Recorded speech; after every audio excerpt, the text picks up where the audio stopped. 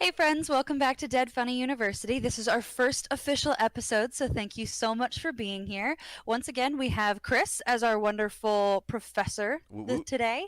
Chris, do you know what we're talking about? Your friendly neighborhood Spider-Man. That's for sure. Yeah! So Spider-Verse came out, and some of you may have gone to see it, some of you may have not.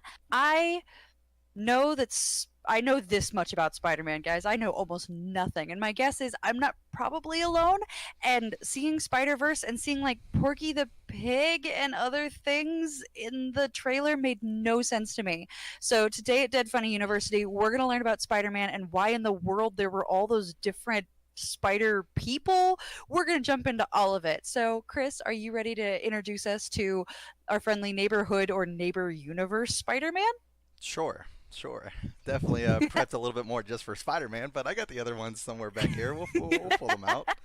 I I believe didn't I in didn't you. see the movie yet. I did not see the movie yet. So we got to tread lightly. I want to get into some spoiler territory. I heard it's really good though. I did hear it was a really good movie. So I'm I've, excited. I've heard that it's really good and I want to go see it. But again, before I go see it, I want to learn a little bit more so Fair that way I enough. can hopefully catch those Easter eggs. So, Fair enough. no spoilers here. Gotcha. Awesome. All right, so where you Chris, want do to you have a start? quiz? I got your quiz. Quiz All me. right, there we go. All right, so I did change this up a little bit. And the reason why is because I want to kind of catch you off your toes. So we're going to do the 5 quiz like we did last time. Okay. And then we'll redo it to see how good you are. But this time I have an additional 5 on top of the other additional 5. So a total of 10 new questions for you at the end. Because we're going in. Oh, man. We're Oh, going no. in. This is Spider-Man. All right. This is Marvel. This is where I fucking thrive. So I'm excited. Okay. So question number 1. What was the first issue and the year Spider-Man made his first appearance? The first issue and the year. With the confidence of the ignorant, I am going to say Iron Man 1961. Fully confident about that. Well, I'm glad you're confident about that because you need something rooting for you, and the correct answer Right? was not right. So, Amazing Fantasy number 15, and the year was 1952, August 1952. Okay. What is Spider-Man's real name? Peter Parker? Boom, got one right. Check it out. Yay! I Check it didn't fail this out. one. How did Spider-Man obtain his powers? He was bitten by a radioactive spider, I think in a lab. There you go. Boom. 2 right. The funny part is that Yeah! when I wrote this down, I didn't notice that my keyboard had stopped typing after I was doing the radioactive, so it literally says bit by a radio spider. As I was reading that, listening to your answer, I was like, well, that's not right. One of us was wrong. And it's definitely me. Okay. Number 4. Who are Spider-Man's, well, actually, we'll say, who are Peter Parker's parents? And who takes care of him now? So I'm guessing you've at least seen Spider-Man movies. I've seen the new ones that have come out The Amazing recently. Spider-Man or the Yeah. Uh. do you know the actor Andrew Garfield? Yeah. Okay. Yes. Yes, so the one with Andrew Garfield. That's the Amazing Spider-Man. Tobey Maguire was before Ooh. him. Nope. Now, when we Those start are throwing out terrible. names, Chris, when we Okay. start throwing out names, I have no idea who I'm talking about. Okay, gotcha. The ones that are looped in as part of this current Marvel Well, there's only been one of those. That's what I'm thing. asking. And that was That one. okay, so Tom That is Holland, the one I have the seen. kid. Yeah, okay, Yes. got you. All right. Him. All right. So, okay, you might not know the answers to this question then, but go ahead. Nope. If it was in I'm Andrew going to Garfield, you had assume it, but his his parents are lowlifes that left him on a doorstep. And they eventually found his aunt and uncle, and I think his aunt raises him because I think at least in one of them there's some kind of Uncle Ben, and there's a bunch of people crying. So I'm gonna guess. Uncle Eh. Ben. So Yeah, that. you were right and right, somewhat. Obviously, I wanted names. You didn't really get those, so we'll get into those a little bit Nope. later. You did get Uncle Ben. Do you know the aunt's name? Jen? No. Okay, not a clue. It doesn't rhyme. I'll give you that. It's not Uncle Ben and Jen. It's not how it works. But I'll give you. You said Uncle and Aunt. Raise him now, so we'll give you the second half of that for sure. Once again, obviously, I got to say the answers. I gave you the first answers. Damn it, I forgot about that. But we'll say the rest of the answers for the end when we re-quiz you with the knowledge. Okay, this one you can get brownie points on at the end of this. So on the end of this one. So, Spider-Man has 3 big romances. What 2 are the most iconic? What 2 are the most iconic, and bonus points if you can tell me the third one, because the third one's not as iconic. And by iconic, what I mean is that I know there's a difference between me and you. I'm a comic book reader. You're a movie watcher. 2 of these have been in the movies. 1 of them has not. So that's what I mean by iconic. The redhead Mm-hmm. It's one of them. and the other redhead, That's not one of them. the brunette. I don't think I'm getting anything. We on need this names one. for sure, so we'll go ahead and count that one as a fail too. But I mean, you stepped up from Aquaman. Aquaman, I'm pretty sure you went 0 and 5 going into the questions, and now we're going 2 and 3. So hey, it's not too bad. Honestly, actually, you got half because you got half of the one question. So actually, you're 2.5 out of 2.5 going into it. So I mean, Not doing badly. 50%. I mean, it's not the best That's a grade. fail, but yeah, that's okay. we're right? getting there. We're getting somewhere. Well, that was my 5. So, boom, boom. Okay. Question number 1. Other than being bitten by a radioactive spider, is there more to Peter Parker's origin story? I know his name is Peter Parker, and I think most people would know that, but beyond that, I don't know jack about him. Introduce me to base level Peter Parker. I would say base level Peter Parker. He is a kid in New York. Was left by his parents to be raised by his Uncle Ben and Aunt May. He is actually a very, very gifted person whenever it comes to intelligence. He's very, very smart. Makes his money by taking pictures and stuff like that of just, photography and stuff like that for the local newspaper, which you might have seen in the movie with the whole. No, I don't think that was in that movie actually. I don't think they did that with the Tom Holland story. I can't remember. But anyways, it's something that's big with the whole Daily Bugle and shit like that. But yeah, so that's what I would say base level. The only other thing I would say that's base level wise would probably be to tell you that he's a teenager. He's in high school. Okay. So Why did his parents leave him? Do we know anything about his parents? Who are they and why did they leave? his parents are Richard and Mary Parker.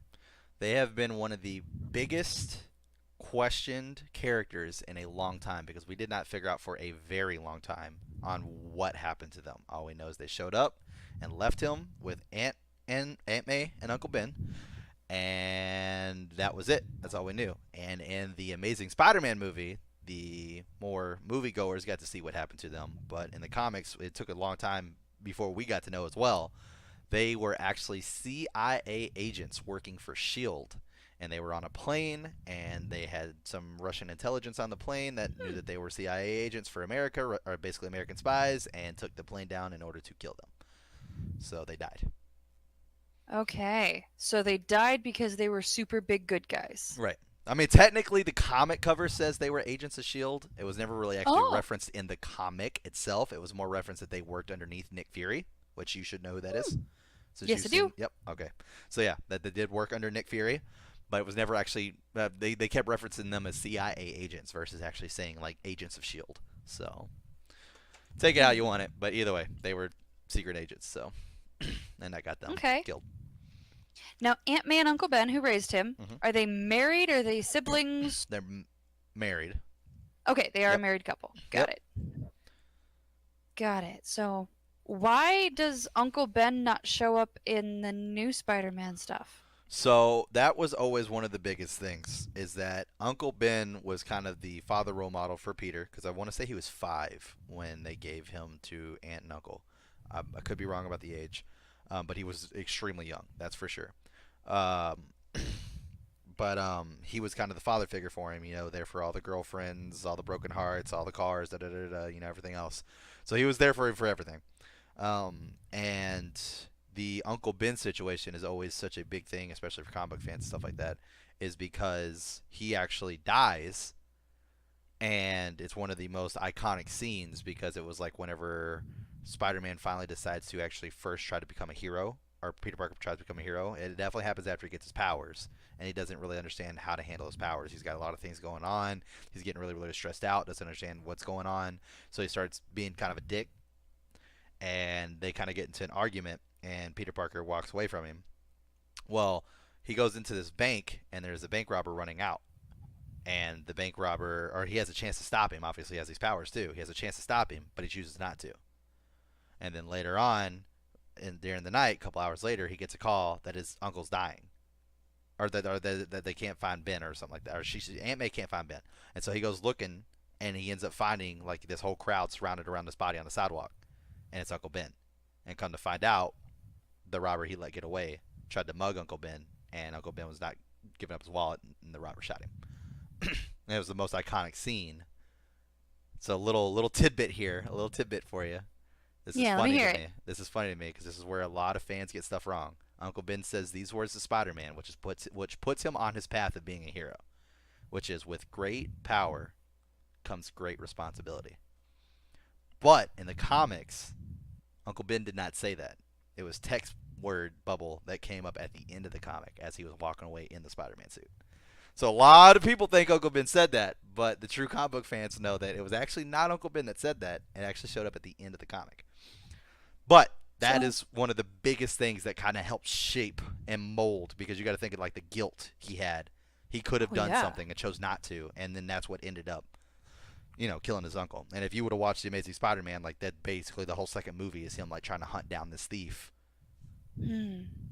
which is actually pretty cool. This has nothing to do with your knowledge, but there was a What If comic, which I really like these a lot, where they try to go outside the bounds. And the What If Uh-huh. comic was what if Spider-Man was the world's greatest villain. So it goes back to that scene, and he actually ends up finding the robber, because he finds the robber in the movies and in the comics too, and he just lets him go because he chooses to be a hero. But in the What If comic, he doesn't still understand his powers yet, and he starts beating on the guy, and he ends up beating him to death. And Ooh, that bad. scene changes him from being a hero to being a villain. And he becomes like one of the best villains ever, like, because he's just got like these crazy strength fucking powers and shit. And there's nobody in New York to stop all these villains because that was Spider-Man. It's so cool when they do What If comics. It's so fucking cool because it just takes a step outside the norm. It's like, what if this one instance, just this one, would have been different? What would that have put in motion? And it's so fucking cool. Oh wow. Now in the comics when they do like that little text bubble that just shows up that isn't really said by anybody, is that Right. just kind of It's like an editor's note.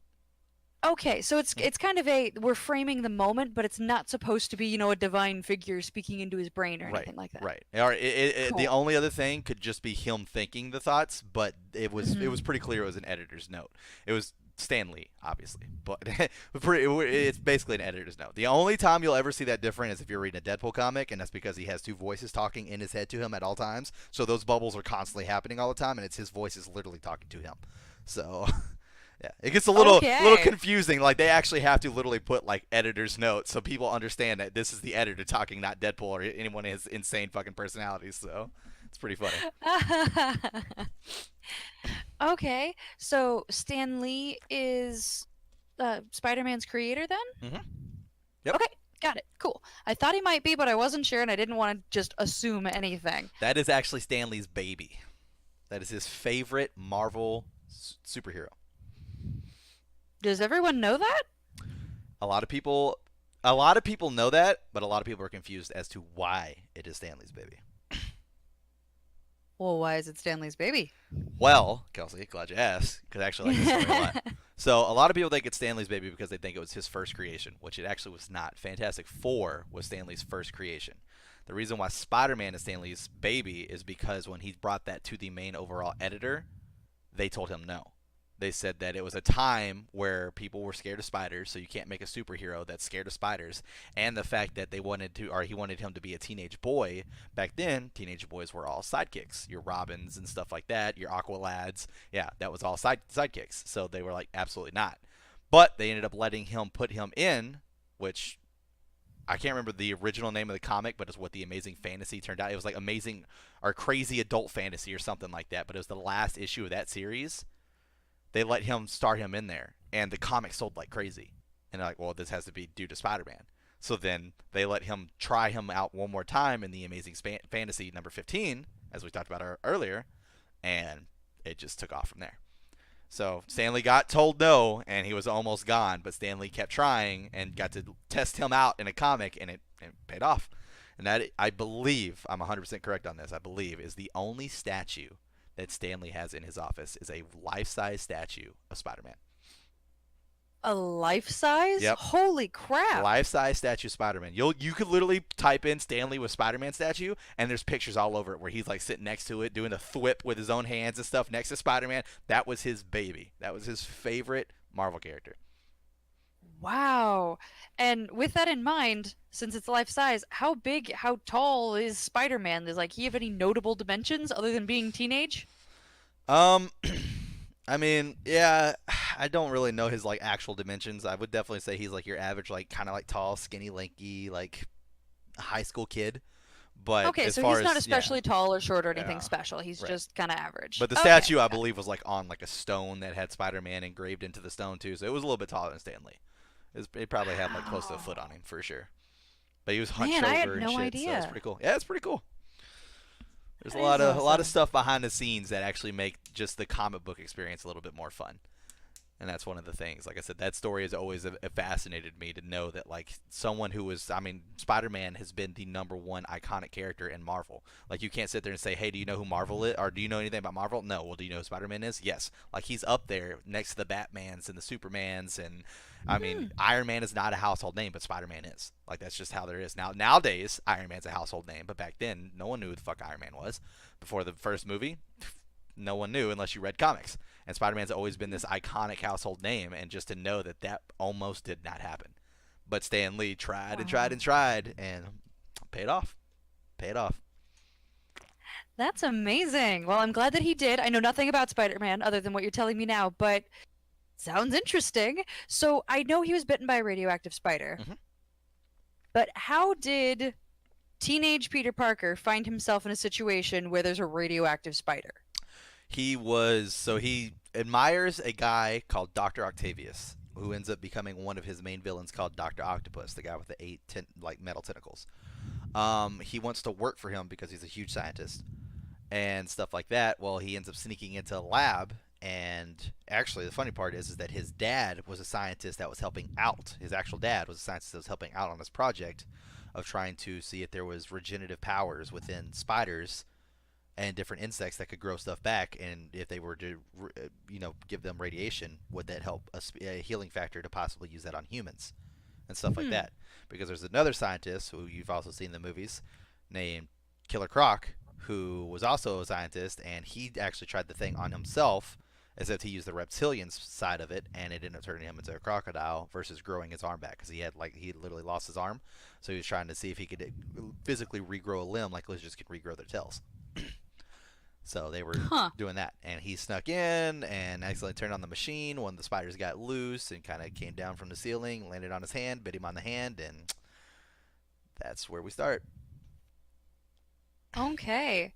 Now, did his powers kind of show up all at once, or It did took they time. like come out over time? Okay. It was kind of like a whole like suffering withdrawal type thing. Like he was constantly sweating. He constantly having migraines. Didn't know what the hell was going on. He would go to sleep, wake up, and there would be web all over his room. Not understand what the fuck was going on. Like he had no idea. And then it would be stuff like he would go to pick something up and it would just be stuck to his hand and stuff like that. Huh. And then that's like when he started noticing like he could just like grip onto stuff because he had like these tiny little hairs that were connecting. And so then he started like seeing that he could climb up walls and shit like that. And then the I think the hardest thing for him to get used to was definitely the web coming out. But later on in the comics, they do this whole thing where like he can't just continue to keep producing web, so he actually makes the web shooters, which you kind of see in the newer movies today, where he makes the web shooters, and it's actually like a web he can create versus it just coming out of his body, which is really weird. So that So what changes. are all of his powers? And trust me, we're gonna go back into that web thing in just a minute. But what are his powers? Like, what is the range of what he can do? So he has superhuman strength. He has superhuman reflexes. He's got like a lot more speed, but it's not like superhuman speed. He's definitely faster than the average person for sure. Obviously, his speed mainly comes in when he's like web slinging and shit like that, which has to do with his Hmm. strength of being able to whip around a building real quick and shit like that. But his actual like running speed is it's pretty quick, but it's not like superhuman. He's definitely faster web slinging. He can obviously crawl on walls, cling to objects and stuff like that. He's got his web shooters. It definitely helped out his intelligence, but the biggest thing that works for him is his spidey sense, and that is this sense inside that goes. It's like an alarm that goes off in his head to let him know when danger is about to happen. So he can be in the middle of talking to someone, and someone throws a football. All of a sudden, that alarm goes off in his head that he's about to get hit in the head with the football, and his body just reacts to it, and then just catches the football before like he even has a chance to do anything. Now, are any of these, other than the web slinging and crawling on walls, are any of the rest of these actually based on things that spiders can do? Like, was there research put into his abilities, or was it just kind of a, hey, these are convenient things to give him? I think so. I think they tried to dissect this before. I can't remember what was actually said about it. But I think they said that all of them kind of do relate. So like the spider strength, like insects have always had like these crazy strength feats. You know, you got like ants and shit that can lift so much of their fucking own weight and everything else. And they said the spiders are apparently pretty strong too. One of the things that they said is because they didn't want to give him like 8 eyes, and spiders have all these eyes, so that way they can completely see around him. That was supposed to be like the spidey sense type deal. So that replaces Oh, that instead of having a guy yeah. walking around with like 8 eyeballs all the way around his fucking head. Yeah. So that was supposed to be like in replace of that. Obviously, webs obviously clinging the walls, so we get that too. So it's pretty much all there. I mean, some spiders are pretty fucking quick. You know, hard to fucking hit real Yeah. quick. You know, so and they're not like extremely fast. So I mean, that kind of makes sense too. I mean, I don't know about any spiders that literally just shoot a web and go swinging, and then shoot another one, go swinging. I don't know any spiders that do that, but you know, it is what it is. Oh, that's cool. And my guess is he's got some element of damage resistance because if you're really fast, you run into crap and then you break into pieces. So So he yeah, it's probably has a not little bit of that. It's not. I mean, he's a little bit tougher, sure, but he does have a healing factor. It's not insane like Oh, Deadpool, where he could cut off a finger and grow it back within seconds. It's definitely takes some time, but he definitely does have like a sped up healing factor for sure. Because okay. there's like So, a comic where he got in a fight with Carnage and he ended up breaking like 3 of his ribs, and like he had to heal up and he couldn't go out and fight, and Venom went in his place.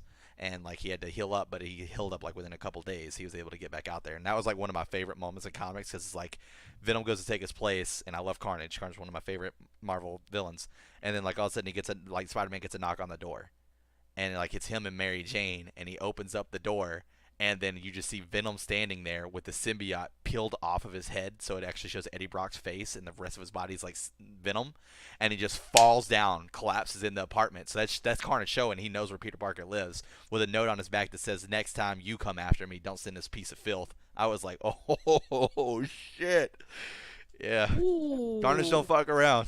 He's a bad boy. okay.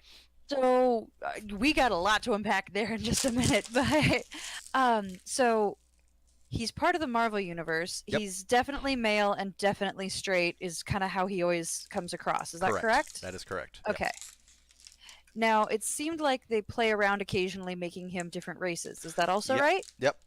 There is a African Spider-Man who is known as, I believe it's Miles Morales. He's one of the versions of the Scarlet Spider. There's been multiple versions of the Scarlet Spider. He's the newest version, which he wears like a black and red suit. There's also Gwen Stacy, who was Spider-Man's first girlfriend. She was redone in the comics as Spider Gwen. So that's another one. That's the female one, I believe, in Spider Verse. I'm not 100% sure on that one. And then like the whole pig thing was a joke. It was like basically Thor's people came Okay. down. They were doing this whole fucking thing where they had to hunt a sacred pig, and Loki was trying to fuck around with Spider-Man because he's the god of mischief and turn Spider-Man into a pig. And so they were trying to hunt him down the entire time, and Thor was trying to save him. And that's where Spider Okay. Ham or Peter Porker comes into Oh, play. good lord. Yeah. Okay, so how many times roughly has Spider-Man been, I don't know, what's the term, rebooted? I wouldn't necessarily say rebooted, and that's where the Spider Verse is created. So it's the Spider Verse. There's different dimensions, different universes, and there's different Spider Mans. So like for instance, you like just off the top of my head, you've got the original Spider Man, and then we also have Spider Man 2099, which is Spider Man of the future. Completely different person, completely different suit, somewhat of different powers. One of my favorites is the original Scarlet Spider because he actually has these bone horns that come out of his hands, kind of like Wolverine's claws, but it's just one bone horn on each to represent the fangs of a spider. Like they actually grow out of Holy his hands. Yeah, like crap! actually there is one that is the opposite way around, almost completely, where instead of Spider-Man, it's Man Spider. So it's got the physical stature of a man, but it has 8 arms, and like its face literally looks like a spider. Like I believe they call him Doppelganger is his name.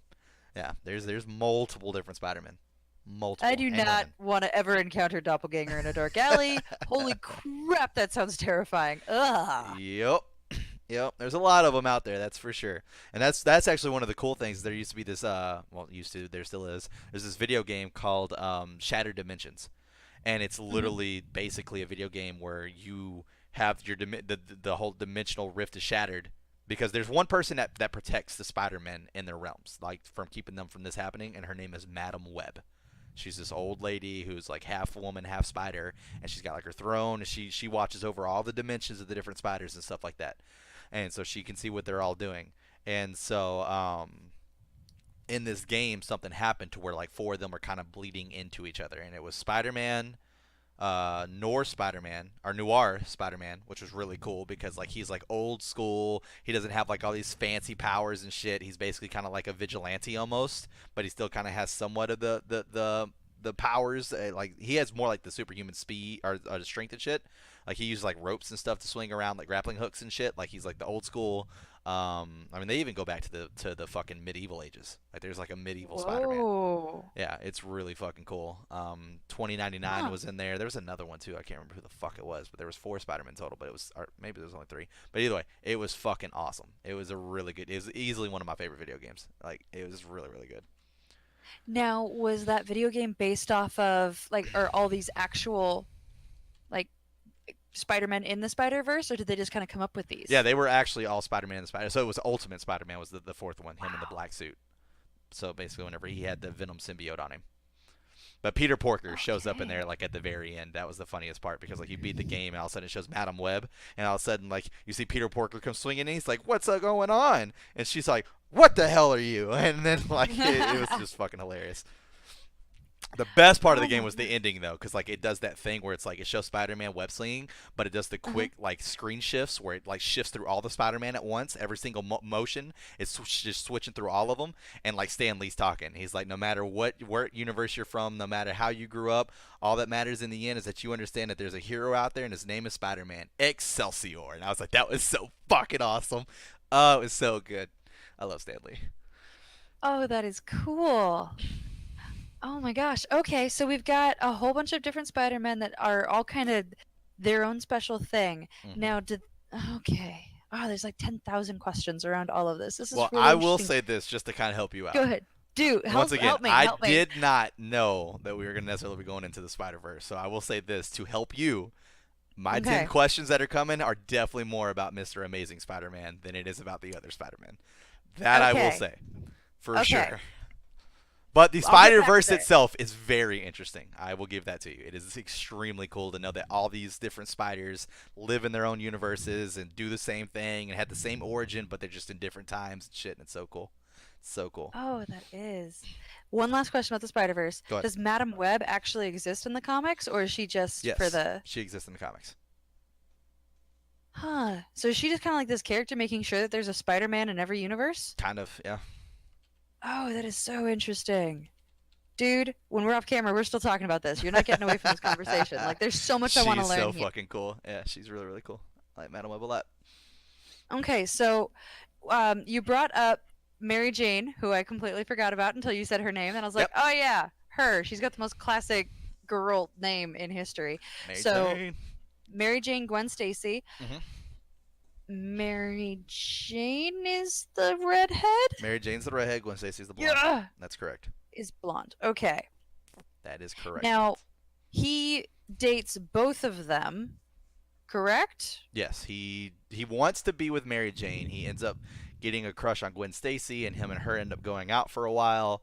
And then something tragic happens to her, and then he kind of moves away or moves away from that, and then just kind of like plays the whole single life for a little bit, and then he ends up falling for Mary Jane, and then that's when their whole story happens. They end up getting married later on in the comics, and then even later than that, something happens where this demon is able to like fucking change reality, and he makes it to where they never got married, and actually erased a lot of like Spider-Man's like past and shit like that in the canon. Ooh. Because you got to remember, this is the Amazing Spider-Man is the name of this series. This comic book series has 700 issues. It is the longest running comic series, and it just ended like a year and a half, 2 years ago. It ended? Why did it end? Honestly, some people like it. I do not. I was not a fan. Spider-Man dies, Okay. but the way he dies, I thought was total bullshit. So he's fighting Doc Ock, and Doc Ock is slowly dying. Like his body can't keep up or anything anymore, and he's made a trap for Spider-Man. So as they're fighting, the trap is he has this little doctor thing, like this little octopus thing that's got like a little needle on it. It pierces the back of Spider-Man's head directly into his skull, and somehow switches. Like it takes another cord, shoots it out into Doc Ock's skull, and it switches them into different bodies. And Spider-Man can't figure out how to get back in his body before his time runs out as Doc Ock, and he dies as Doc Ock. And then the Spider-Man series continues on as a new series called The Superior Spider-Man, where it's Doc Ock as Spider-Man. Oh my god, that's Yep. horrifying. Right? Right? I was so upset. I was like, what? I mean, this is fucking nuts, dude. Like, why? This is one of the greatest characters of all time, and this is how he goes out. Obviously, they've rebooted it and shit like that, where, you know, they've redoing the Amazing Spider-Man series, and Peter Parker's back, but still, it's like such an iconic series that's been going since fucking the dawn of Marvel Comics, and that's how it ends. I was pretty upset. I was not happy at all. There were like death And- threats that were written to the fucking writer and shit. Oh, Like God. people were fucking mad. Jeez. Yeah, I was not a fan. I Oh. was not happy at all. That's insane, because Doc Ock is one of his major enemies, not his first enemy. It's not his isn't nemesis. he? His nemesis is the Green Goblin. That is Spider-Man's actual nemesis. Is the Green Goblin. Okay. Okay. But it is one of his idols, if you will, because like I said, he was a scientist, and Peter Parker was, you know, really, really smart and wanted to get into that field. So Okay. So he's got Dr. Octavius, who becomes Dr. Octopus, Mhm. who's not the nemesis, but kind of a Spider-Man. bad guy, ultimately? No, he is a bad guy. He is definitely a villain. Okay. Yes. Spider-Man has the longest like pool, our biggest pool of villains, and it's actually really impressive. The only person that even comes close to him, if not possibly beats him, is Batman.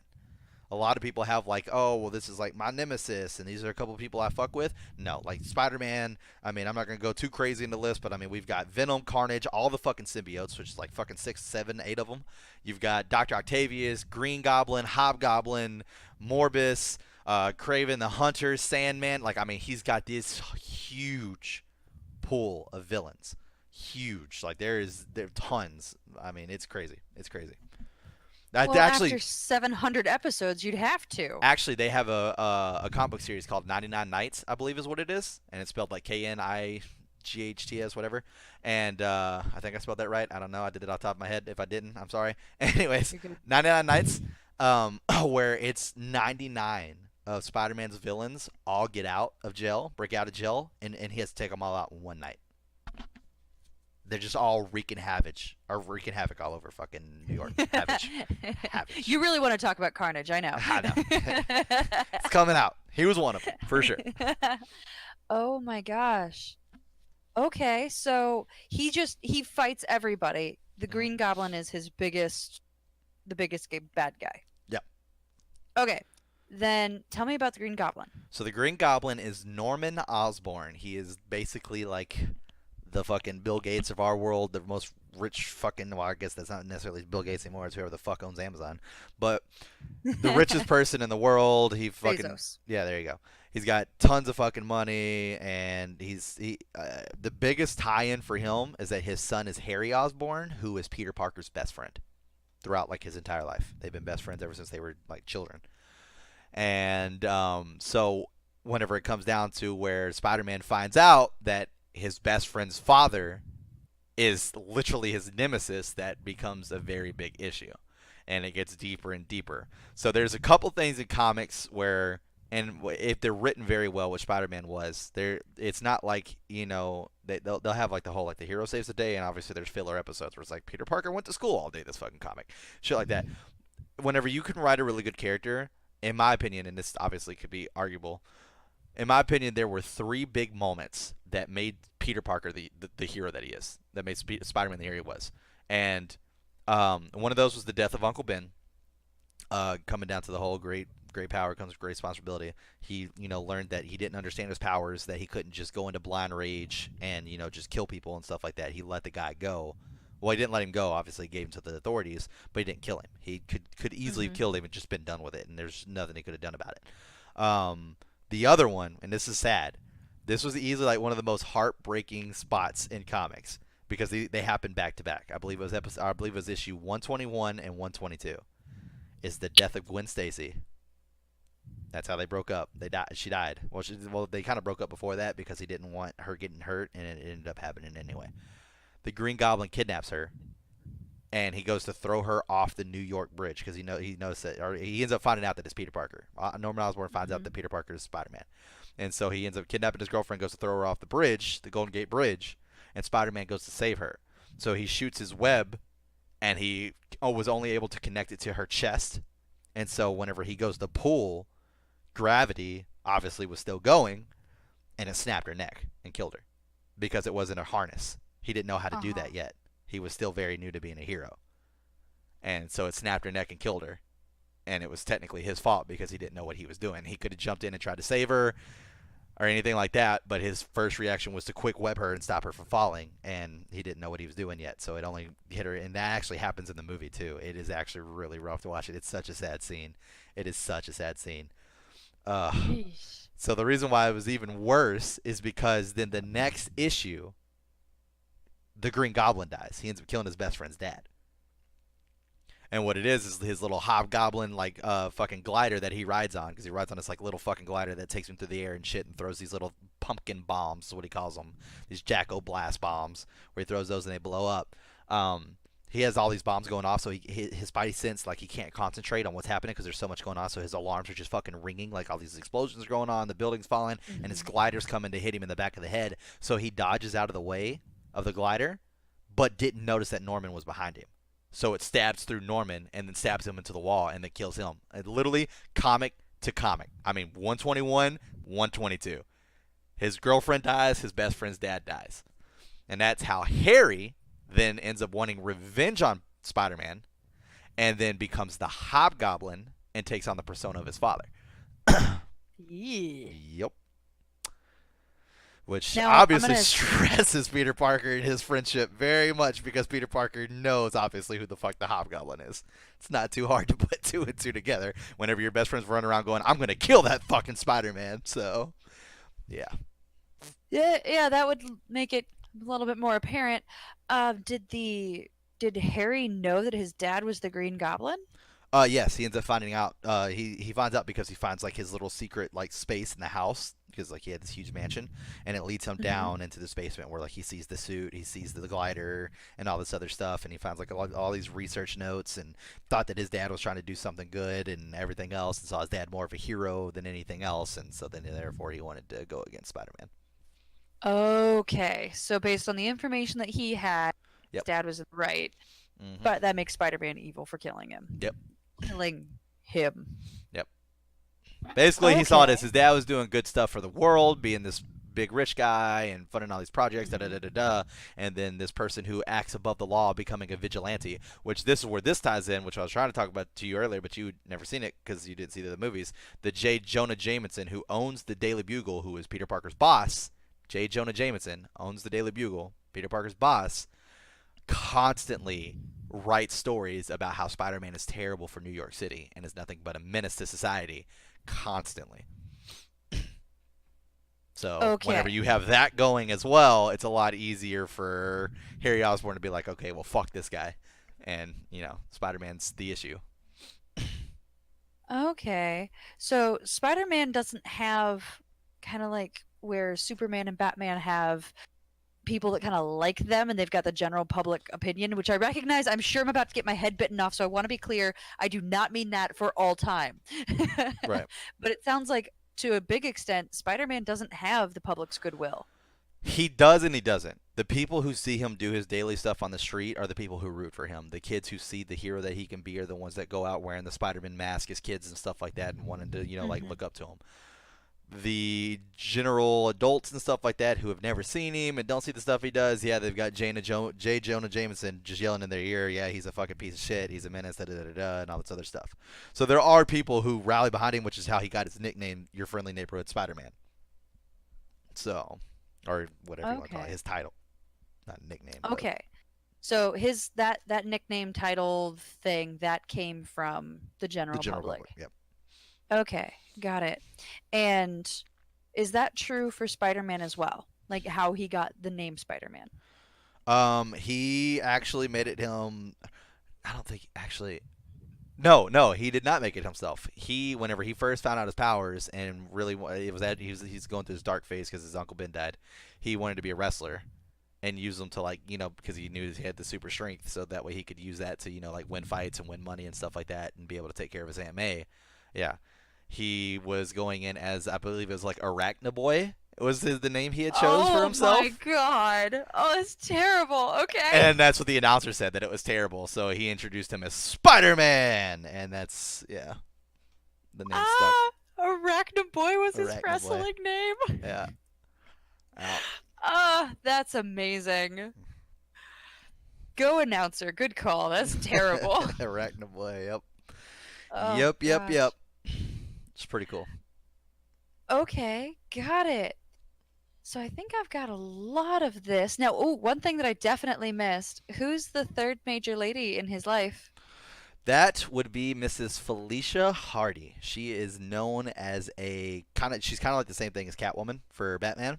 She's known as Black Cat. Mm, And after she okay. gets hurt being in the crossfire between Spider-Man and Dr. Octavius, Spider-Man feels bad and starts to care for her, and then ends up developing Phillips for her, and they kind of get this little spicy romance going on. And the reason why theirs was such a big thing for comic book fans, not so much in the movies because she hasn't appeared in a movie yet, is that she obviously was a vigilante wearing a mask and stuff like that. Well, she was comfortable enough letting Peter know who she was, so that was like really one of the first person that not only could he open up about, but she could protect herself. She wasn't like an innocent civilian like his other girlfriend. Ah, So so it she was a little didn't need bit his easier. protection. Exactly. It was a little bit easier because she could kind of, do stuff, and, she was crazy gymnastics. She had basically, it's literally Catwoman. It's legitimately Catwoman. Same person. Same person.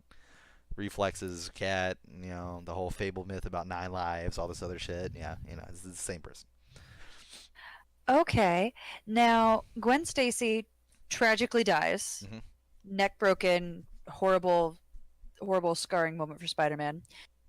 Why does he leave Felicia Hardy? Because the Like, why whole does that not she's work? more of like like I said with Catwoman, the burglary and stuff like that. She's not a hero, Oh, and so he wants to he's be a hero. And once okay. they end up getting all these news stories about how the Black Cat's going around robbing all the stuff, and Mr. Jana Jomason ends up getting some pictures of Spider-Man and Mrs. Felicia Hardy together, it doesn't paint a pretty picture for our good old friendly neighborhood Spider-Man. Okay. So he leaves her, and is it a amiable parting, or is it like a I don't. I'm gonna kill you? It's kind of been rewritten a couple different times. I'm pretty sure there's one where he kind of like was like, "Look, you're gonna be a villain. I'm gonna be a hero. We got to cut ties." And there's ones where she was like, "If you're gonna sit there play hero, I'm not gonna sit here and play with the goody two shoes or whatever, all that shit." So it's been written different times, but it's always been something to where like it's kind of like once again, I hate referring to it, but a Batman Catwoman thing where it's like he'll stop her, but there's obviously some kind of like stuff that gets held back, versus going against a normal criminal or something because of the history. So Okay. So they have a history. They don't hate each other. They don't particularly like each other. right, They just exist in the same place, and they're doing what okay they're with doing. each other's existence. Okay. Now he married Mary Jane, and I think you mentioned that in one universe something weird happens. But does she survive being married to him? Yeah, yeah. Mary Jane's still alive. Okay, Mary Jane's still It alive, was just happy to be basically a alive. demon showed up, some crazy shit from Doctor Strange's world, and he ended up like erasing the fact that they ever got married, and then a good chunk of Spider-Man's like past and shit like that. So, and it was in the same continuity universe that has always been the 700 issue one. So, Okay. And do they have kids or anything? no, Okay. Spider-Man does not have kids. Okay. Although, I mean, I'm pretty sure there is universes where he technically does. 'Cause I remember a Spider Girl happening, like he had a daughter and she ends up filling in his shoes. I'm not sure if that's canon. So at the moment, I'm gonna go ahead and say no, because I didn't really read too much into that, because I don't think it was canon. But because as I know, the way he died, like that was just it. He pretty much died. Like I mean, even though him and Mary Jane, I don't think ever got back together as far as marriage goes. There was a constant like they knew that they had something for each other. They just didn't know what it was because they couldn't remember. So Okay. So like when the series ends, they're not happily I married don't think because the whole so. demon thing kind of not really broke them up, but kind of broke them up. Yeah. Yeah. Oh man. Okay. Well, that's shitty. Yep. Fuck that demon. Screw Spider him. Man got fucked over a lot for sure. He's easily one of the furthest like comic book heroes to come Jeez. along, and just yeah, things did not go too well for him. Man. Okay, so we've got is there any other part of his squad that's particularly significant? Because he's got the ladies, he's got the people that raised him, and then he's got his boss and his best friend, both of which are kind of contentious relationships. I mean, he's off and on with the Avengers, but it's more of like he wants to be an Avenger, but they all kind of still see he's still really childish, which you kind of saw in the movie that you watched. So it's Hmm. never been like a hardcore acceptance, but yeah, I mean, he had a stint where he did like it was Spider-Man and his amazing friends, but I mean, it's nothing like too crazy or anything like that, and it was just like random off heroes and shit. So I mean, but he's kind of dabbled in a lot of different teams. He was part of the Fantastic Four for a little while, and I mean, he's seen the X Men a couple times. I mean, the main person who crosses over with him now, because it's just like something that people love to fucking see, is him and Deadpool. Because Deadpool is all about killing people and this other thing in order to get the justice that he wants, because he's a mercenary, and Spider Man is strictly against killing people. Strictly against killing people. So there's tons of stuff where you'll see them and fucking Deadpool will go to pull out his guns, and Spider-Man's either webbed up his guns jammed so that way he can't use them, or is like bits them in half so that way he can't use them and stuff like that. It's pretty funny, and Deadpool gets pissy. And one of my favorite comic book covers actually is it's a Spider-Man and Deadpool, and it's like it shows them sitting out in a hallway, and it says principal's office, and they're sitting outside, and like Spider-Man looks all beat up and Deadpool looks all beat up, but Deadpool's like holding like a rubber chicken in his hand, and he's got like a fucking whoopee cushion in the other and stuff like that, and like just Deadpool's face in general. I'll have to show you what the picture looks like after this, but it's fucking hilarious. It's absolutely hilarious. So that shit cracks me up. But yeah, there's always something going on where people are like, "Oh, fucking Deadpool and Spider-Man!" Like they like seeing those two together, because the biggest joke is that Deadpool's costume somewhat looks like Spider-Man's. I don't see it because there's like all this webbing shit all over, and his outfit is red and blue, and Deadpool's is red and black. But yeah, a lot of people always make that reference, so it's been like a running gag in the comics now, because a lot of people are always like, "Oh, he's trying to be like Spider-Man." Okay, so they're kind of throwing them together for laughs. Oh yeah, for That. sure, for sure. They even have Okay. like a Spider-Man TV series, which is actually really good, an animated one. And it was supposed to be for kids, but it's really fucking good. Like it is actually really fucking good. And Deadpool makes a guest appearance in that, and it was fucking hilarious because he's just like, "Oh, so you're trying to copy me, huh?" And he's all like, "Oh, I see how it's different. The webbing, the webbing." Like it's pretty funny. They make a lot of fucking cracks at that. So. Oh, cool. Okay. Does Spider-Man have any significant weaknesses? Oh man, does he have an actual weaknesses? I don't think so. I don't think there's like anything out there that like is a specific thing. Once again, in the movies, that was actually one of the funny parts. In Andrew Garfield's Spider-Man, the one that you didn't see, the Amazing Spider-Man series, he uh Hmm. he's trying to hunt down that whole robber and stuff like that, and he ends up finding this one like thug outside, and he's sitting there talking to him, and like Spider-Man's this cocky jackass, and he played that perfect. He played that absolutely perfect. But the fucking thug pulls a knife on him, and he just immediately falls to his knees, and he's like, "Oh no, you found my one weakness: sharp, shiny objects." And then the lead thief's like looking at him, and then he just jumps up and like web slings him to the wall within like 2 seconds, and like with like 8 web shots like within 2 seconds, and he's like, "Yeah, I'm just joking with you." It's fucking hilarious. Okay, so actually, that was one thing. What other, what else about his personality is significant? You mentioned those major three moments, but is there anything else that kind of what makes Spider-Man Spider-Man? So what makes Spider-Man Spider-Man is that the kid in him or the teenager in him definitely shows. So like that's one thing Tom Holland does well is the references. So like in Hmm. Civil War when they're trying to fucking take down Ant-Man, he references the whole like AT-AT walkers in the Star Wars movies.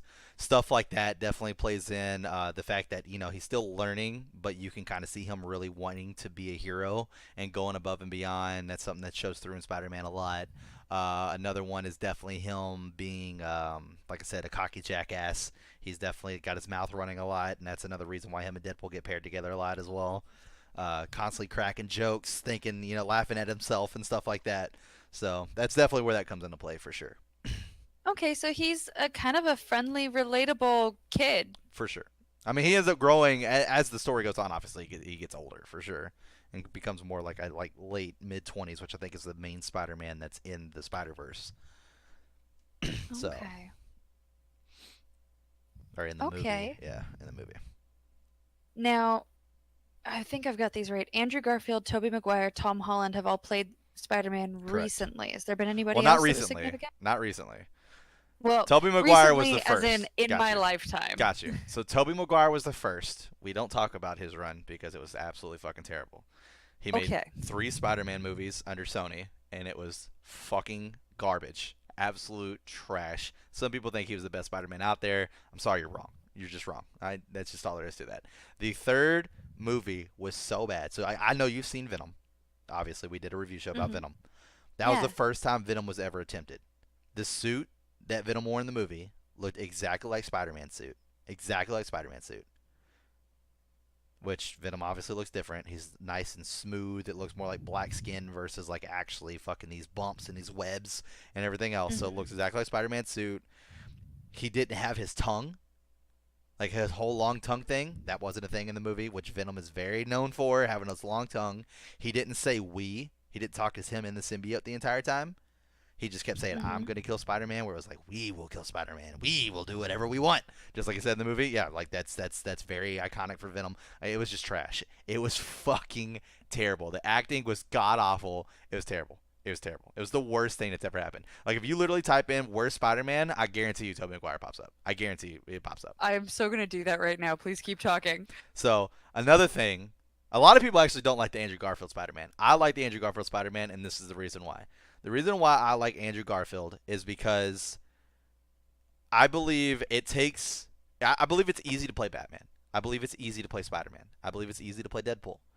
But to play Bruce Wayne, to play Peter Parker, to play Wade Wilson, that's a different talent, in my opinion. To be able to bring that character to life, it's easy to throw Hmm. on a mask and muffle your voice and fucking kick bad guys' asses, but to be able to live the persona of the person behind the mask, which is something that Stan Lee brought to us in the first place. Before Stan Lee, it was just superhero puts on suit, saves the day, superhero goes to sleep in suit. That's just the end of it. Stan Lee brought the Fantastic Four, a family of people together who were constantly broke because Reed Richards wanted to be a scientist and he just couldn't find work. They were constantly behind on rent. They had real people problems. His divorce was, or his marriage was suffering and getting close to divorce and shit like that. Like that is what Stan Lee brought to us, and that was phenomenal. So to be able to see characters realize that and be, or actors be able to realize that and play that is fantastic. And that's why Andrew Garfield was such a big one for me because I thought he played Peter Parker perfect. Like he did a lot of stuttering and shit and acted like an awkward teenager and gawky. Like he didn't really know how to interact with his girlfriend even though she was his girlfriend. He was still like kind of like weird around her and stuff like that. Like he played that awkward teen phase so well in my opinion. I thought it was really fucking good. And then whenever he put on the mask, he had this confidence of like I'm behind this mask, no one knows who I am. I can be who I want to be. So he was able to sit there and be cocky and a jackass and talk a little more shit and not stutter and stuff like that. It was awesome. It was awesome. Tom Holland's doing a great job, though. He's not an Andrew Garfield in my book, but he's doing a great job. The kid's doing really good. He's actually doing a good job of Spider-Man. One of the things that I will say that I love more about this Spider-Man is the suit. I don't like the fact that it's somewhat robotic, but one of the biggest things that's big, in my opinion, and it's hard to pull off with some of these mass heroes, and I was worried about Deadpool when they were making the first Deadpool movie for this too, is their facial expressions when they're in the outfits.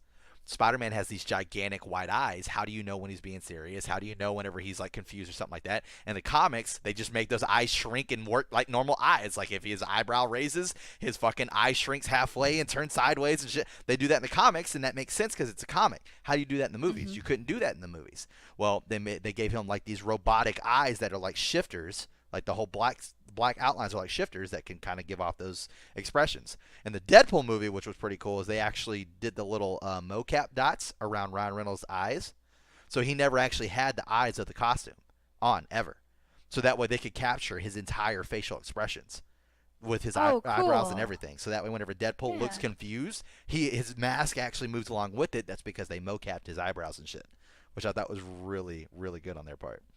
What a clever way of doing that. That's awesome. Yeah, brings a whole level of expression to the character, so you can actually see what they're thinking, and for someone like Deadpool and Spider-Man, like that's pretty essential with how much they Yeah. joke and to actually see what their motives are and stuff. That's pretty essential in my opinion. So that was pretty cool for them to do that. So I was going to ask you which of the comics or which of the movies that has come out in the last 20 years has been most true to the comics, but I'm pretty sure you told me that the Andrew Garfield version is the best. I mean, they've all been true somewhat to the comics, but as far as portraying the series the best, I would have to say Andrew Garfield, because Andrew Garfield's series also had the death of Gwen Stacy, which the other ones did not. The first Spider-Man went straight into Mary Jane. This one had the whole death of Gwen Stacy. This one, the Tom Holland one, I think is going straight to Mary Jane as well, which is it is what it is. I mean, I'm not gonna sit here and nitpick, but I mean, I personally like the Andrew Garfield series. I think it was really good to the comics.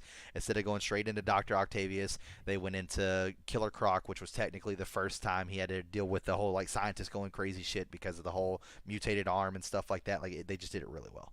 They did it really well in my opinion, and I was really upset that I wanted Disney to buy out the rights from Sony and then to bring Andrew Garfield as well. I really wanted that to happen, but it didn't. We got Tom Holland instead, which once again, kid's good. Kid's good. Not down in Tom Holland. Don't at me. I'm not down in Tom Holland. He's a good guy. He's a good guy. And the Tobey Maguire did 3 movies, Andrew Garfield only did 1, 2, No. 3, Tobey Maguire did 3. Andrew Garfield did 2. did Tom 2. Holland has Okay. done 1 so far. Technically. That's Okay. Disney's loop Because the other around. ones are not solo movies, so they don't Right. count. Okay. I mean, technically, his solo movie is not an actual solo movie. That's how Disney got out of paying Sony as much money as they Yeah. had to by putting Iron Man in there and calling it a duo movie.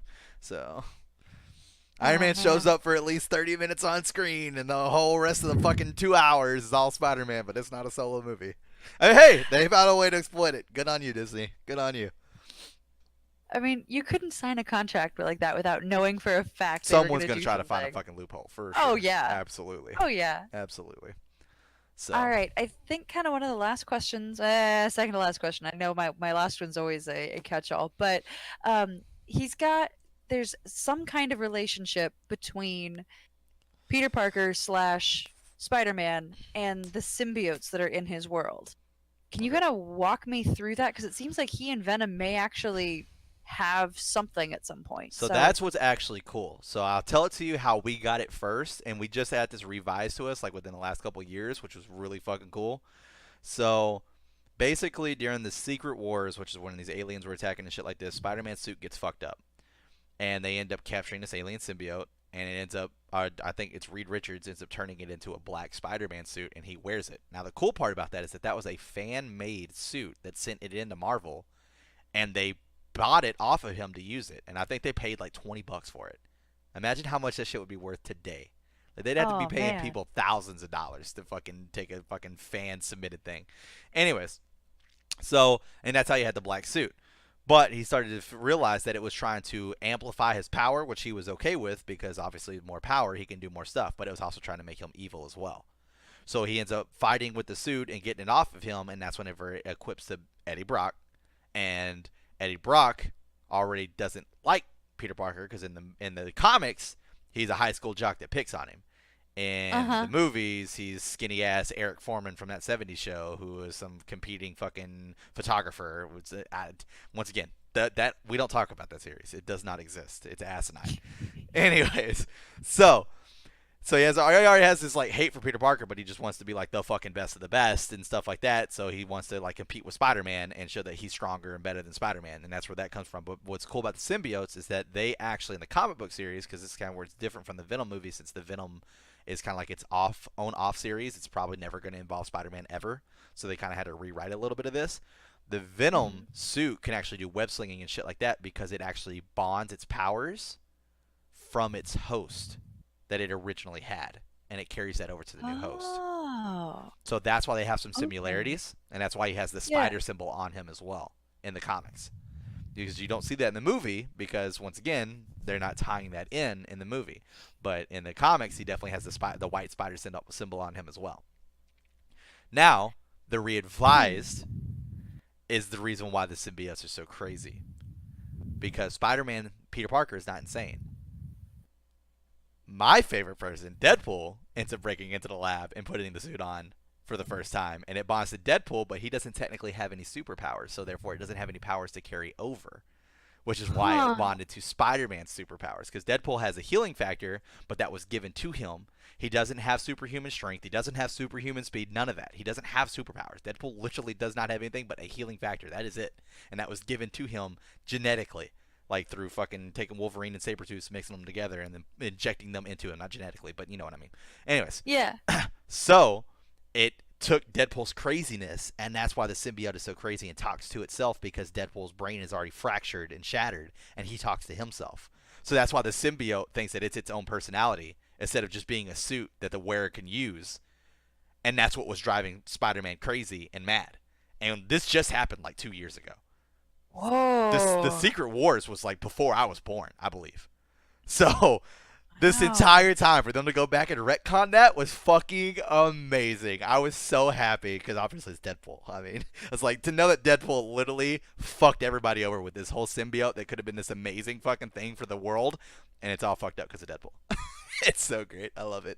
That's so interesting. And that's why Carnage is fucking is psycho and stuff. And they actually did another series before this where it was Deadpool versus Carnage, and Deadpool's trying to hunt him down. And the only reason Deadpool's able to find out where Carnage is because their psychotic brainwave is basically on the same pattern. So Deadpool's able to guess where he's gonna go because it's something that Deadpool would do. And so they kind of address that a little bit in that comic too. That once again, it all comes from Deadpool. It's pretty fucking cool. Man, that's interesting. And actually, you reminded me of something. So, is there anything else you want to say about that No, before I ask that you was it. a couple questions? Okay. The web slinging. Yep. Sometimes it's things in his wrists. Sometimes he's making it. What's with the web slinging? So the whole thing in the wrist was like supposed to originally be like for him to understand that that's what that is. Like it was to help tie him to know that it was a spider. The web stops Okay. producing in his body because he physically doesn't have something in his body that produces it. Back Oof. then, they weren't Yeah. worried about that, so it went on for a lot longer than it should have. As we got newer in the age and we understand how things actually work, and that shit doesn't fly in comics anymore, we had to kind of, strategize and remake that. So yeah, they end up making web shooters, and then Peter Parker, being the smart person he is, he's able to make his own web shooters, and on top of that, he kind of messes around with different kinds of webbing, makes them like really, really strong, so he can like grab fucking helicopters out of the sky and shit like that without them breaking and stuff like that. A lot of it definitely really happens too, like, with the whole like killing Gwen Stacy by accidentally, snapping her neck, being able to understand like how to work the webbing and stuff like that in order to make correct harnesses and not be able to hurt people. So yeah, there's a lot that goes into it, but with him being a genius, he's able to. Which, before we move on from that, I do want to say that is one of my, since we're talking about Spider-Man, that is one of my overall favorite Spider-Man moments is during the Civil War in the not in the movie, in the comics. He's actually on Iron Man's side, just like he is in the movies, but that's because he idolizes Iron Man. And he has the whole the Iron Spider suit on because Spider-Man or Iron Man makes that suit for him, kind of like in the Avengers, the movie in the Avengers. So he makes the suit for him. Well, they're getting ready to bring like Cap and his people in, and like Spider-Man's against. He's like, we're gelling people who we used to call family. I don't think this is right. I think this has gotten far out of hand. And Iron Man's like, I don't care what you think is right. This is what we're doing. You're with the movement or you're not. And Spider-Man's like, well, I guess I'm not with the movement then. So he walks out the doors. And as he's walking out, Iron Man goes, if you walk out those doors, I have to consider you a fugitive, and I will take you down myself. Spider-Man's like, do whatever you got to do, Tony. So he starts walking out, and he gets to the middle of the street, and then Iron Man comes out there and lands in front of him, and they start fucking fighting. Well, midway through the fight, which this sucks because Iron Man is actually my favorite hero.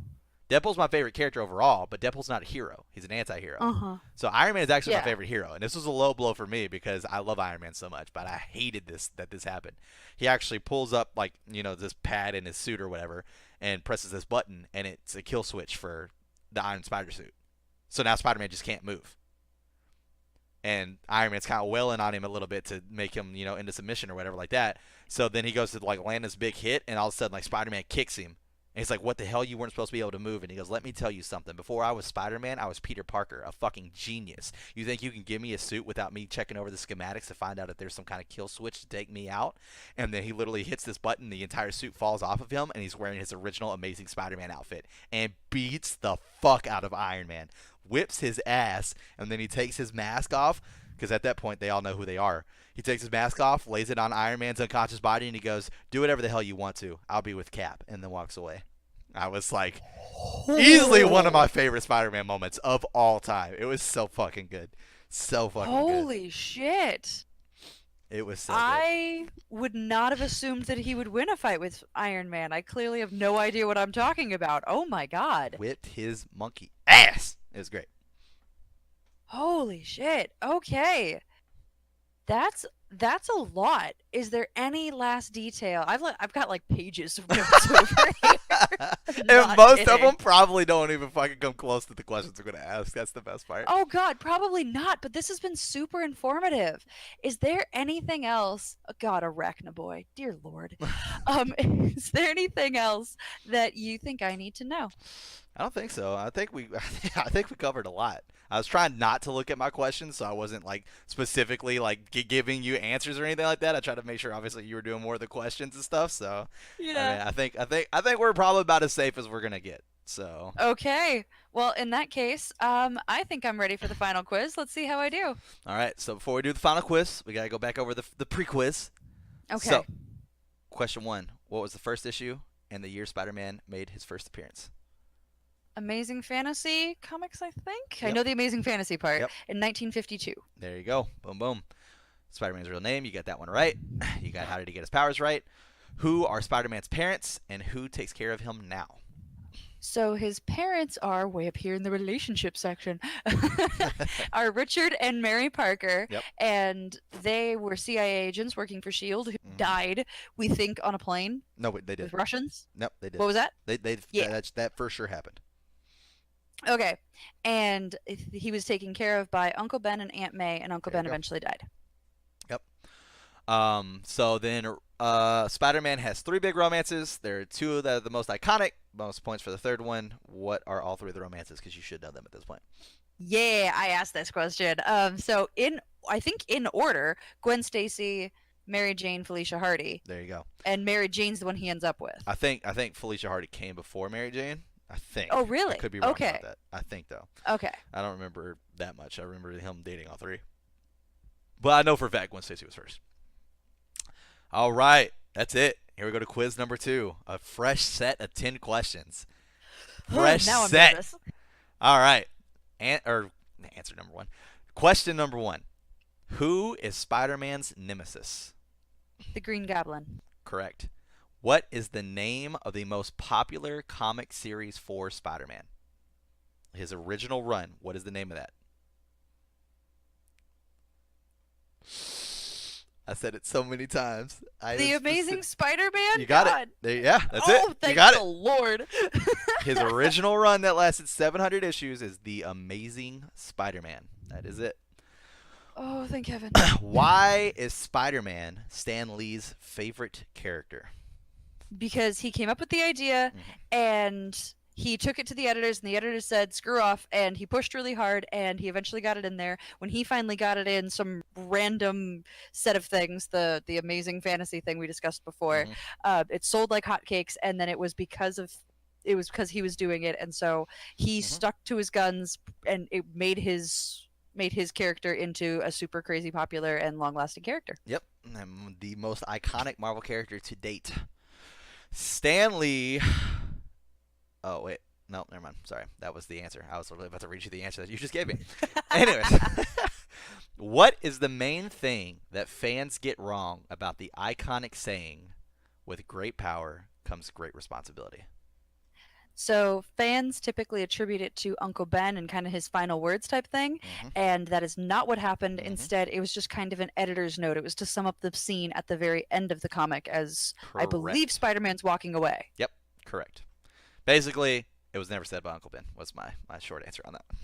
Because everybody's like, "Oh, Uncle Ben said no, he did not." Um, well, you're not gonna get this one, but Oh it no. would be nice if you guess it because this did not come up. But one of the saddest comics in history is in the Spider-Man series. What is it? What do you just a random guess? What do you think the title of it would be? The saddest, one of the saddest comics. There are technically, arguably, once again, arguably, two comics known as the saddest comics in Marvel history. One of them belongs in the Spider Universe, and one of them belongs in the X-Men universe. God, you want me to get the name? They will make you cry. It's pretty. It's pretty. God. Just to help out solely because it didn't happen. It's kind of like this one. I'll tell you the name of the X-Men one. The Okay. Death of Ileana, which is Colossus' sister. She was struggling with a mutant virus forever that was kind of like AIDS for people, but AIDS for mutants. And she was struggling forever, and they kept getting closer and closer to a cure, and then she ended up dying, and it was one of the saddest moments in X-Men history. They don't get it the same way that AIDS is got, by the way. I just want to throw that out there. It's not how they contract the virus. It's just because they're mutants. Some of them end up getting it, some of them don't. Like Cable, you saw Deadpool too, yeah? Yeah. Yeah, Cable, that whole metal shit he's got going on, that's part of the virus. It's called the T virus. Oh, It's like jeez. it affects different people different ways, and like that's basically the metal is absorbing him, basically. Yee. And that's why Cable's such an impressive character because he's literally keeping it at bay with his mind. Whew. Like That's he's a badass. Oh, Cable's a that's fucking a beast. lot. Yeah. Jeez. Then I'm gonna. God, I have no idea, but I'm gonna guess either it's the death of Spider-Man or the death of Gwen Stacy. So I did say that we didn't bring it up, and we did bring up the death of Spider-Man, and we did bring up the death of Gwen Stacy. It Then is I don't know. actually the She's death alive. of Aunt May. Okay. It literally will bring tears to your eyes. It is one of the saddest comics ever. The death of Aunt May. So far, you're doing good though. You're doing good. We only got one wrong. I got one wrong. Hey. I'm a How perfectionist. many issues did the Amazing Spider-Man series run? How many issues total? 700-ish. Correct. 700 exactly. Exactly 700. Okay. Exactly 700. How did the Parkers die? You said this already, so we'll go ahead and mark that as a check because you said that Yeah. whenever we went back over their names. How did Gwen Stacy die? Gwen Stacy died being thrown off a bridge by the Green Goblin, and then Spidey stuck a web to her chest and yanked to try to stop her and broke her neck. Yep. What is the black suit Spider-Man? What is the actual material of the black suit Spider-Man? We were just talking about this. Oh God, is it Venom? Yes, the Venom symbiotes. Thank the Lord. Okay. And then the last question, and I'm pretty confident you'll get these as long as you remember exactly the order I put them in. What are the three, arguably, biggest moments in Spider-Man's life that helped shape him into the hero that he has become? I took notes on this. Yay! The only one that I don't have an actual like comic number for is the death of Ben, but the death of Uncle Ben, the death of Gwen Stacy in comic 121, and then his action. It's the death of the Green It is, Goblin, yeah, but the it's death his of the Green action that causes it in Correct. episode 122. Yep. There you go. Boom. So, out of 10 questions, which you were not prepared for, by the way, so the viewers know at home, she for sure thought this was going to happen just like the test episode. She had no idea I was going to give her 10 brand new fresh questions and not have it 5 and 5. So, out of 10, you only got one wrong. That's because we did not bring it up. I guess it's my fault it didn't come up. I was wondering, as I was saying, Aunt May's still alive. I was like, oh, I actually have no idea if she's still alive. I thought that's who you were talking about, too, because you're like, no, she's still alive. And I was like, she's so fucking close. But yeah, the death of Aunt May is the saddest comic in the Spider-Man universe and one of the saddest comics in Marvel universe to this day. It's pretty sad. I'm pretty sure they'll do like a whole funeral tribute for Stan Lee, and then that will be obviously the number one saddest comic in Marvel Universe. But Oh God, yeah. I think the Okay. way Spider-Man died and how it is now Doc Ock as Spider-Man literally turned that from being one of the saddest things into one of the main things that people are fucking livid about. So I think that kind of was a speed bump in making people's emotions go down the hill. It just floored them to fight the fuck back up the hill. So somehow some people like it. Some people like it. I'm not a fan. I've read the first two issues. I am not a fan. Not a fan at all. I think that Like, was the worst way to let one of the best and overall iconic heroes go out easily, easily to one of their nemesis and to die in that fragile old body. I was not a fan. I was very upset. I and bought then to two of have those comics, by the way. I bought two issues because I was like, it's the last issue. It's going to be a collector's item, and a normal comic is like 12, 15, maybe 20 pages long. This one's like fucking 40 something pages long. It's a big comic, whoa, jeez.